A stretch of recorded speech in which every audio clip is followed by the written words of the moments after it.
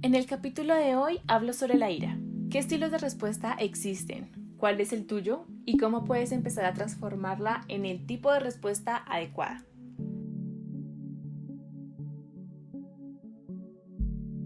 Estás escuchando el nuevo podcast de Lo dice la emoción. Este es un espacio creado para personas optimistas, entusiastas, serenas o apasionadas, pero también para personas con tristeza, dolor, ira, depresión o ansiedad.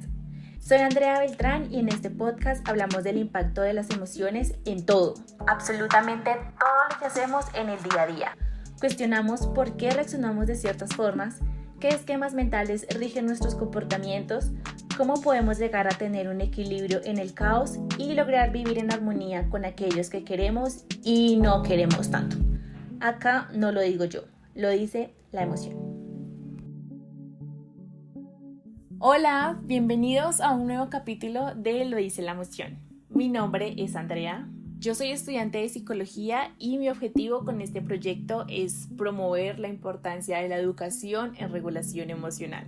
Y por eso hoy quiero hablarles sobre un tema del que casi no se habla, o si se habla, generalmente se hace de una manera errónea, y es la forma en la que gestionamos la ira. ¿Qué es la ira? La ira es una de las 6 emociones básicas que surge cuando se ponen a prueba nuestros límites. Esta emoción te lleva a la acción, ya que hay una activación fisiológica como es aceleración del ritmo cardíaco, tensión muscular y aumento de la respiración, con el objetivo de prepararte para un posible ataque.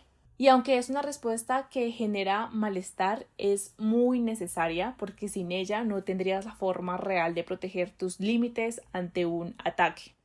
Y es tan importante educar en la forma adecuada en la que podemos responder a la ira, porque en una cultura como la que vivimos, la forma en la que reaccionamos ante ciertos hechos diarios es de una manera muy brusca. Y esto es algo que lo veo mucho en el día a día, y si quieren comprobarlo, cojan su medio de transporte favorito y transiten por las calles de Bogotá. Yo vivo en Bogotá y recuerdo que el momento en que decidí comprarme una moto para poder transportarme de un extremo a otro, conocí lo que es la reacción estándar de un bogotano en las calles. Y bueno, también intervienen muchos factores. En Bogotá vivimos corriendo, con la mente a mil. Corriendo de la casa al trabajo, del trabajo a la universidad, de la universidad a la casa, no sé. Es una ciudad en que la mayoría de la población vive intentando llegar a tiempo a todo lado. Y entre ese afán suelen pasar cosas que si nos frenan, ahí ya se desencadena una reacción brusca. Si voy manejando y me topo con una persona que maneja más rápido, pues ya siento ahí el sonido del claxon para que yo maneje más rápido o para que no piense tanto qué dirección voy a tomar. O también, si tú te subes a un transporte principal y sientes que alguien se te acerca más de lo normal, entonces ahí inmediatamente reaccionamos con brusquedad. Y se activa nuestro sistema fisiológico porque nos está preparando para un posible ataque. Y tristemente esta forma de reaccionar ha sido aprendida, porque sí, Bogotá no es la ciudad más segura y a mí, por ejemplo, me enseñaron que las calles de Bogotá son como la selva y el que se duerme se lo come. Entonces siempre viví muy alerta y preparada para todo. Y bueno, esto basado en la tendencia de respuesta que existe, pero en base a nuestra cultura y que es importante reconocerla, porque el enfado puede construir una respuesta adaptativa frente a algún tipo de agresión que se nos presente, pero también puede darse como una reacción ya exagerada ante una situación del presente, pero basada en una historia previa de abuso que culturalmente reconocemos que existe en los medios de transporte, por ejemplo. Sin embargo, y terminando con mi ejemplo anterior, también puedes pensar en otras situaciones que te pueden generar enfado y que tu forma de responder es de una manera exagerada, que trae como consecuencias estados de estrés, culpa o frustración. Puedes pensar en la forma en la que respondes con tu pareja, tu familia o tus compañeros de trabajo.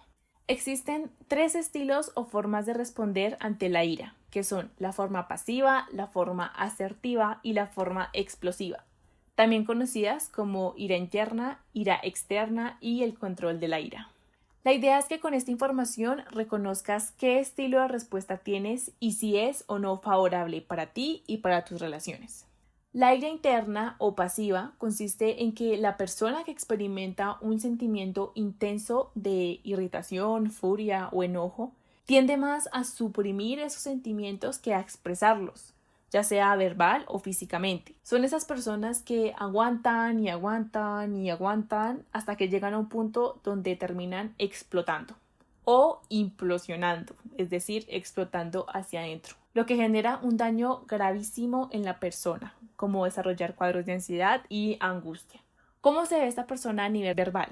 Suele utilizar un lenguaje muy pasivo como está bien, no importa, como tú prefieras, bueno. Y a nivel no verbal son estas personas que desvían la mirada, que titubean, que hablan con un tono de voz bajo y su expresión corporal siempre es de indefensión. ¿Qué consecuencias hay de este tipo de afrontamiento? A corto plazo, esta persona logra evitar el enfrentamiento y esos posibles desacuerdos. Pero a largo plazo existe una sensación de vacío, de tristeza, hay una dependencia de los demás y se desarrolla una impotencia, un rencor y rabia hacia sí mismo o hacia otros.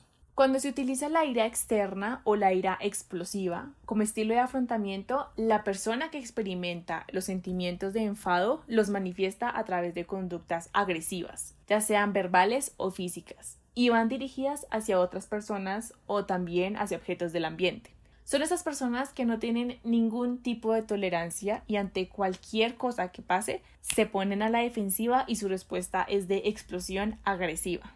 ¿Cómo se ven estas personas a nivel verbal?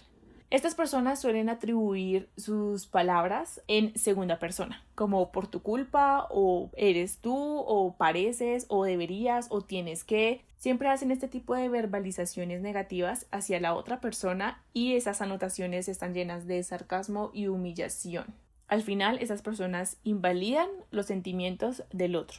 Por lo tanto, su respuesta corporal está muy alineada y su mirada siempre va a ser fija y agresiva y un tono de voz muy elevado. ¿Qué consecuencias hay de este tipo de afrontamiento? A corto plazo, la persona consigue lo que quiere e increíblemente parece tener resultados positivos. Pero a largo plazo se evidencia que existe culpa, remordimiento, soledad, porque existe la pérdida de personas importantes al sentir el rechazo. Y el tercer estilo de afrontamiento es el asertivo y es al que le debemos apuntar. Ese es el punto medio entre las dos anteriores. Y consiste en que ante la experiencia intensa del sentimiento de enfado, la persona tiende a buscar estrategias que busquen reducir la intensidad y duración de esos sentimientos. Es la persona que no espera que el enojo aumente hasta el punto de hablarlo, sino que lo expresa en su momento aquello que le molestó. Es la respuesta más sana, porque el error radica en suponer que la persona sepa las razones por las cuales me siento enojado, generando en mí un incremento en el enojo. Por eso, siempre la mejor opción será la conversación, pero importante, basado desde el respeto, sin gritar, sin ofender, sin humillar. ¿Cómo se ven estas personas a nivel verbal? Estas personas suelen utilizar un lenguaje de primera persona, como me siento, yo creo o yo pienso, y suelen integrar también la opinión de la otra persona, con preguntas de ¿qué piensas? ¿Qué te parece? ¿O tú qué opinas? Son verbalizaciones muy positivas y generan la validación de los sentimientos del otro. A nivel no verbal o corporal, son las personas que mantienen la mirada, que su tono de voz es firme pero no es elevado. Y también generan movimientos corporales de asentimiento ante los comentarios que pueda decir el otro. ¿Qué consecuencias hay de este tipo de afrontamiento? A corto plazo, e irónicamente, estas personas pueden recibir críticas, sobre todo si la otra persona usa un estilo de respuesta agresiva, porque va a ser tachado de egoísta. Pero a largo plazo la persona se va a sentir muy bien consigo misma porque consiguió actuar de la forma adecuada basado en sus principios y valores. Por esto, nuevamente recalco la importancia de psicoeducar sobre aquellas respuestas emocionales que busquen generarnos a nosotros bienestar y también lograr reflejarlo en nuestro medio con aquellas personas que nos rodean. Porque en vez de querer intentar controlar, interrumpir o evitar esa experiencia emocional, hace falta aprender a vivirla en armonía. Controlar en exceso el enfado es muy agotador. Por eso es importante que aprendamos a integrar el pensamiento y la emoción, porque no se trata de que la emoción nos controle, pero tampoco se trata de obstruirla. es necesario integrar ambos lados, la razón y la emoción. Y ya con esto finalizo el capítulo de hoy. Muchísimas gracias por estar acá y por compartir este contenido. Espero que les haya servido muchísimo, que hayan logrado identificar el tipo de respuesta que tienen y de también reflexionar si es o no adaptativa. Si conoces a alguien que esta información le pueda servir, por favor, compárteselo. Sé que poco a poco vamos a lograr ayudarnos a nosotros mismos y a los demás. Recuerden que toda la información complementaria la van a encontrar en el link de YouTube. Y como cada miércoles, nos vemos en el siguiente capítulo. ¡Chao!